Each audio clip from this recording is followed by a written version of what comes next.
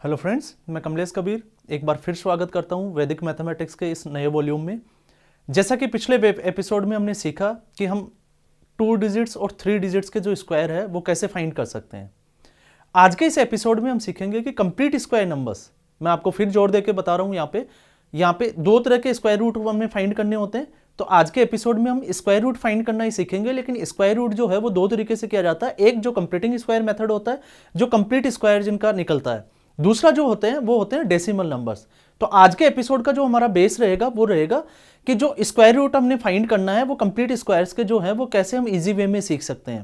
क्योंकि वैदिक मैथमेटिक्स ये कहता है कि आपको कहीं भी आपको लॉन्ग मेथड में जाने की जरूरत नहीं है, और ये स्क्वायर रूट फाइंड करने का सबसे अच्छा और आसान तरीका है, जिससे कि हम ये फाइंड करके देख सकते हैं, या इसको हम ये भी कह सकते हैं कि हम यूनिट प्लेस पे जो नंबर्स होते हैं उनको देख के ही हम ये पता कर सकते हैं कि इसका जो स्क्वायर रूट है वो क्या होगा। और कॉम्पिटिटिव एग्जाम्स में भी हमने देखा है कि जैसे कोई भी नंबर दिया जाता है उसका स्क्वायर रूट हमने निकालना है, 4 ऑप्शन दिए जाते हैं और 4 ऑप्शन से हमें यूनिट प्लेस के नंबर से ही पता चल जाता है कि स्क्वायर कौन सा है।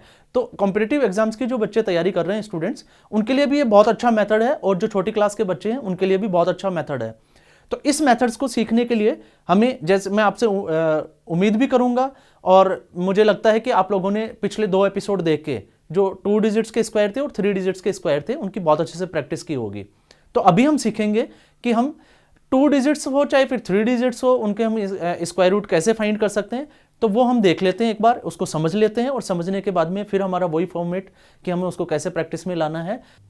सो फ्रेंड्स, सबसे पहले हम सीखते हैं या हम देखते हैं कि कैसे हम जो है वो यूनिट प्लेस नंबर्स के स्क्वायर रूट फाइंड करना वो हमें आना चाहिए। तो सबसे पहले हम बात करते हैं यूनिट प्लेस नंबर्स की। तो यूनिट प्लेस नंबर्स, यहाँ पे मेरा मतलब है, जैसे मान लो हमें 4096 का स्क्वायर रूट फाइंड करना है। स्क्वायर रूट जो है वो सीधा भी छोड़ा जा सकता है, और कई बार हमने देखा है कि मैथमेटिक्स में एक स्मॉल 2 जो है वो यहाँ पे लिख दिया जाता है। इसका मतलब है हमें इसका स्क्वायर रूट फाइंड करना है, और अगर इसको ब्रैकेट में अगर हम लेते हैं 4096 को, तो फिर इसका स्क्वायर रूट फाइंड करने के लिए 1/2 इसकी पावर भी डाली जाती है। तो हम अभी उसमें नहीं जाके हम देखते हैं unit place number. Unit place number जैसे यहाँ पे कितना है 6, तो ठीक ऐसे ही अब हम सारे यूनिट प्लेस नंबर्स की बात कर लेते हैं। तो सबसे पहले हम बात करते हैं 0, और जब हम यूनिट प्लेस नंबर्स यहाँ जैसे 6 है तो 6 की जगह क्या हो, 0 लिखा हुआ हो, तो हमें स्क्वायर रूट कैसे फाइंड करना है या इसका फॉर्मूला क्या होगा, पहले हम उसी को समझते हैं। तो 0 के लिए यहां पे जरूरी है कि 0 जो है वो इवन नंबर्स में होगा। इवन में, या हम इसको कह सकते हैं जो पेयर होगा वो इवन नंबर्स का होगा, या तो 2 होंगे या तो 4 होंगे या तो 6 होंगे। तो यहां पे 0 नहीं होके 00 होगा। और अगर हमें इसका स्क्वायर रूट फाइंड करना है तो इसका जो स्क्वायर रूट होगा वो होगा 0। अगर किसी नंबर का हमें स्क्वायर रूट फाइंड करना है और लास्ट में 2 zeros हैं, तो फिर हम लास्ट में इसका सिंगल 0 कर देंगे। अगर किसी नंबर्स का जो यूनिट प्लेस नंबर जो है वो 1 है, तो यहाँ पे 1 के लिए देखने वाली बात ये है कि अगर हमें इसका स्क्वायर रूट फाइंड करना है तो इसके 2 स्क्वायर रूट होंगे, एक 1 होगा और दूसरा इसका 9 होगा। और ये कैसे होगा, देखो इसको मैं अपोजिट कर देता हूं। 1 का स्क्वायर 1 और 9 का स्क्वायर 81, तो दोनों ही कंडीशन में इसका यूनिट प्लेस नंबर होता है 1, इसलिए मैंने यहां पे लिया 1 और दूसरा नंबर ले लिया मैंने 9। फिर उसके बाद में आता है 2।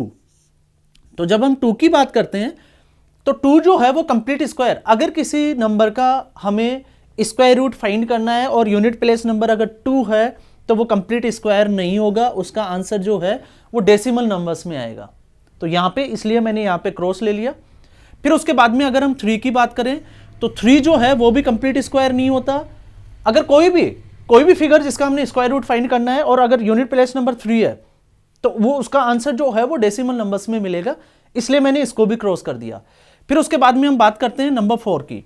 तो नंबर 4 जो है उसके हमें यहां पे स्क्वायर रूट करने के लिए 2 और 8, यहां पे भी हमें 2 डिजिट्स मिलेगी, एक तो 2 मिलेगा और दूसरा नंबर जो है वो होगा हमारा 8। तो यहां पे ये कैसे होगा, 2 2 जा 4, 2 का स्क्वायर 4 हो गया और 8 का स्क्वायर जो है वो हो गया 64, इसलिए मैंने यहां पे 4 के लिए 2 और 8 दो नंबर लिए हैं। उसके बाद में हम बात करते हैं 5। तो 5 जो है, आप एक चीज यहां पे नोट कर लीजिएगा, 5 जो है, इस 5 से पहले जो 10 प्लेस जो नंबर होता है, यूनिट प्लेस तो मैंने 5 ले लिया, लेकिन लास्ट में जो है वो 25। 5 का मतलब यहां पे इसके बाद में 2 होना जरूरी है। अगर यहां पे 2 नहीं होके 3 4 5 6 कोई भी अगर नंबर आ रहा है तो फिर ये कंप्लीट स्क्वायर नहीं होगा। तो अगर ये 25 है तो इसका जो स्क्वायर रूट होगा वो होगा 5, क्योंकि हमने ऑलरेडी सीखा था कि 5 का स्क्वायर हमें करना है तो 25 डायरेक्ट हमने आंसर में लिख देना है। उसके बाद में हम बात करते हैं नंबर 6 की। तो 6 का अगर हम देखें तो 6 के लिए भी हमने दो नंबर यहां पे लिए हैं, एक है 4 और दूसरा है 6, क्योंकि 4 का स्क्वायर 16 और 6 का स्क्वायर 36। इसके बाद में हम बात करते हैं नंबर 7। अगर यूनिट प्लेस में नंबर 7 है तो वो कंप्लीट स्क्वायर नहीं होगा, इसलिए मैंने यहां पे क्रॉस का साइन किया है। और कंप्लीट स्क्वायर नहीं है तो इसका आंसर जो है वो दूसरा मेथड होगा, जिससे हमें डेसिमल्स में कैसे फाइंड करना है वो हम सीख लेंगे। उसके बाद में है 8, और नंबर 8 की अगर हम बात करें तो ये भी कंप्लीट स्क्वायर नहीं है, इसलिए मैंने इसको भी क्रॉस कर दिया। अब लास्ट नंबर जो बचता है वो है 9। तो 9 के लिए हमारे पास स्क्वायर रूट के लिए दो नंबर होते हैं, एक 3 और दूसरा वो होता है 7, क्योंकि 3 का स्क्वायर 9 और 7 का स्क्वायर 49। तो हमें कंप्लीट स्क्वायर में ये ध्यान रखना है कि यूनिट प्लेस नंबर है क्या।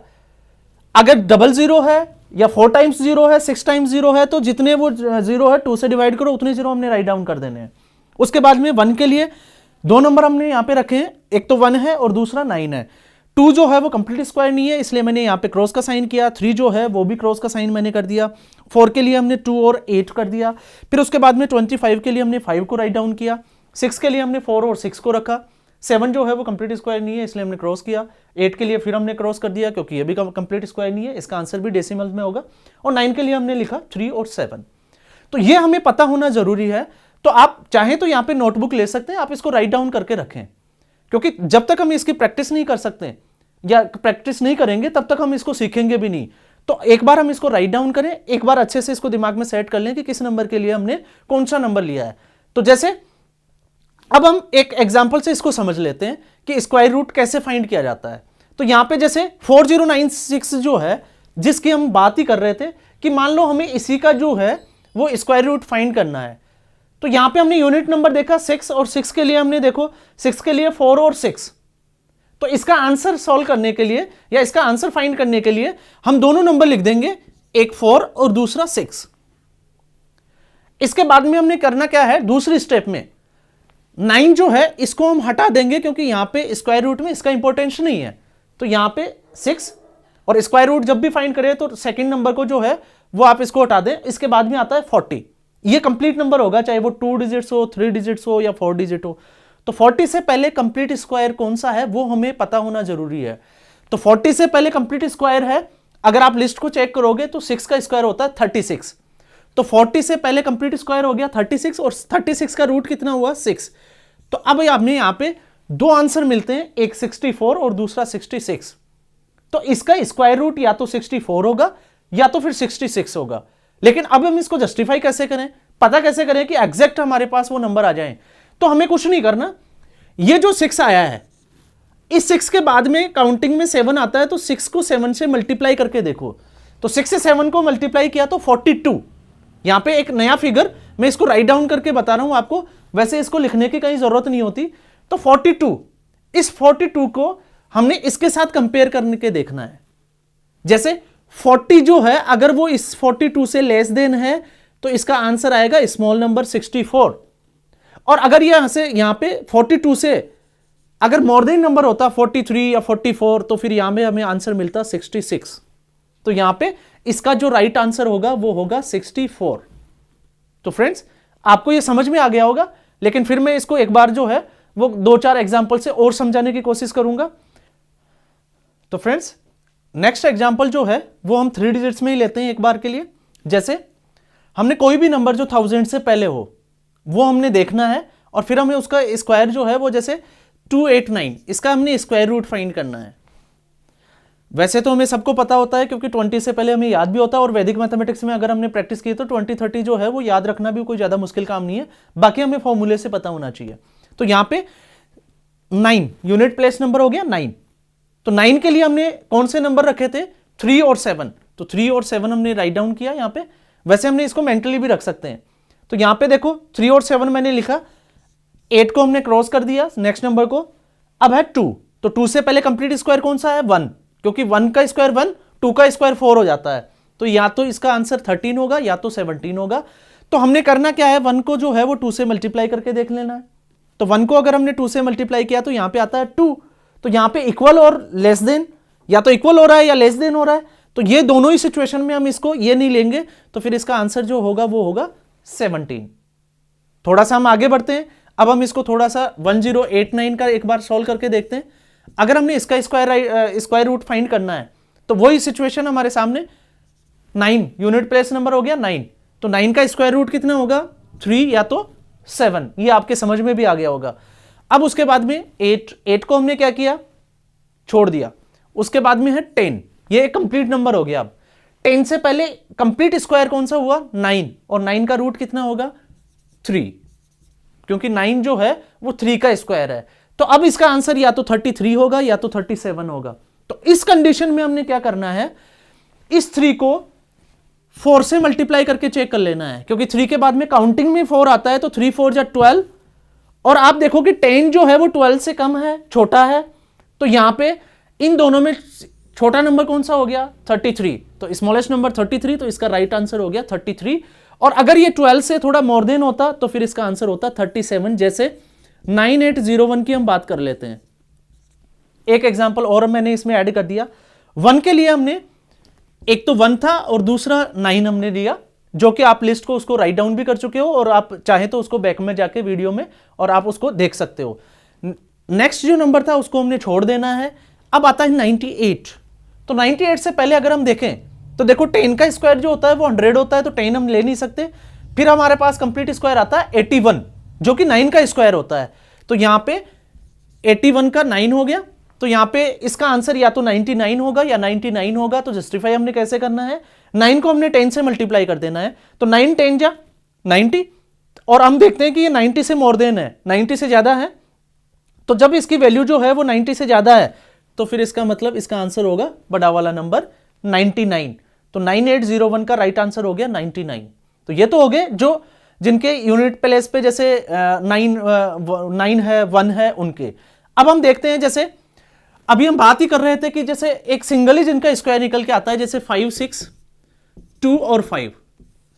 अगर हमने इसका स्क्वायर रूट फाइंड करना है तो आपको पता है कि 5 के पहले 2 है, तो ये कंप्लीट स्क्वायर है, तो इसका आंसर होगा 5। तो यहां पे 2 नंबर का तो गेम है नहीं, क्योंकि अभी तक हमने जो एग्जांपल लिए थे वो उसमें लास्ट में जैसे 3 7 1 9 ये नंबर हमें फाइंड हो रहे थे। तो यहां पे इससे हमने 25 से हमें अंदाजा लगा दिया, तो चाहे तो हम इसको ड्रॉप करें चाहे नहीं करें, क्योंकि उससे कोई ज्यादा फर्क भी नहीं पड़ता। अब आता है 56, तो 56 से पहले कंप्लीट स्क्वायर कौन सा है 49, और 49 का स्क्वायर रूट, या इसको हम बात करें 49 किसका स्क्वायर है 7 का, तो यहां पे इसका राइट आंसर हो गया 75। तो 5 6 2 5, इसका राइट आंसर हमें मिल गया 75। तो अगर ओवरऑल अगर हम इसको देखें, स्टडी करके देखें, तो जो भी मेथड हम लॉन्ग मेथड से हम मैथमेटिक्स में जाते हैं और उससे अगर हम सॉल्व करते हैं तो कहीं ना कहीं कंफ्यूजन में चले जाते हैं और मिस्टेक होने के चांसेस भी होते हैं और टाइम ज्यादा हमारा स्पेंड हो जाता है। लेकिन वैदिक मैथमेटिक्स में हमने सीधा सिंपल तरीका कि हमें यूनिट प्लेस का जो है उसके कौन से नंबर स्क्वायर रूट में आते हैं वो हमने सीख लिए, और उसके बाद में नेक्स्ट नंबर को हमने ड्रॉप कर देना है। ये ईच एंड एवरी कंडीशन में हमने इसको फॉलो करना है। लास्ट का नंबर यूनिट प्लेस नंबर हमने देखना है, नेक्स्ट नंबर को ड्रॉप करना ही करना है।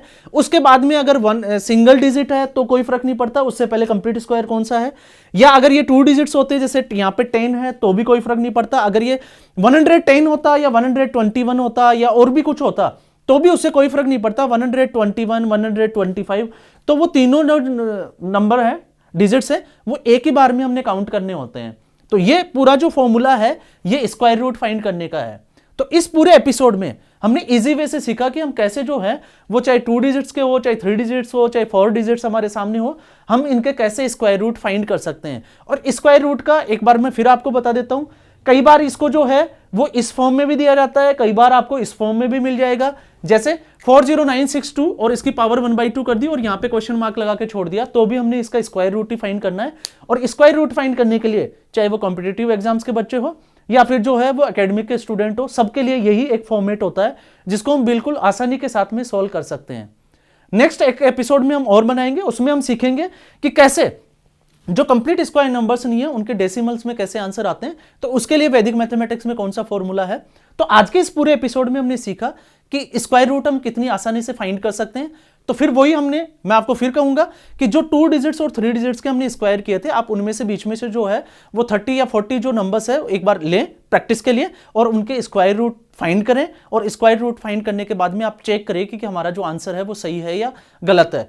अगर हमारा आंसर सही है तो फिर हमें इस प्रैक्टिस पे बने रहना है, तो ये आपके लिए बहुत अच्छी चीज हो जाएगी। और अगर हमें मान लीजिए किसी कंडीशन में लगता है कि समझ में नहीं आया, तो आप स्क्वायर को भी वापस से एपिसोड पे जाएं और स्क्वायर वाले एपिसोड जो है वो सीख सकते हैं। और इस वाले एपिसोड में कि कौन से यूनिट प्लेस नंबर के लिए हमने इसका स्क्वायर रूट क्या लिया, तो वो भी हम इसको वापस से रिवाइंड करके देख सकते हैं और उसके बाद में इसको समझ सकते हैं। और फिर मैं आपको वही चीज दोहराऊंगा कि practice make a man perfect, इसलिए प्रैक्टिस करते रहें। और इस पूरे एपिसोड को, क्योंकि ये बहुत अच्छे एपिसोड हम एक सीरीज लेके आ रहे हैं जिसमें ये बनाते चले जा रहे हैं, तो आप इसको ज़्यादा से ज़्यादा शेयर करें अपने फ्रेंड्स वगैरह को, ताकि उनको भी हेल्प मिल सके। और वैसे भी कहते हैं कि मैथमेटिक्स में जो है वो बहुत से स्टूडेंट्स को फोबिया है, तो ये बहुत हेल्पफुल एपिसोड्स उनके लिए हैं, क्योंकि मेजर जो पार्ट होता है मैथमेटिक्स में जहां हमें स्ट्रेस आता है वो है कैलकुलेशन। और दूसरा, अगर आपको कोई डाउट है, आपका कोई सुझाव है कि हम इसमें और क्या बेस्ट कर सकते हैं, तो आप कमेंट बॉक्स में जाएं और वहाँ पे आप जो है वो कमेंट बॉक्स में आप अपने जो भी आपकी क्वेरीज है वो आप राइट डाउन करके आप छोड़ सकते हैं। तो उसको हम देख के और कोशिश करेंगे कि नेक्स्ट एपिसोड में हम उसको ईजी वे में कैसे सॉर्ट आउट कर सकते हैं। तो फ्रेंड्स, आज के एपिसोड में बस इतना ही, तो मैं आपसे इजाज़त चाहूँगा। धन्यवाद, और प्रैक्टिस पे आप बने रहिए।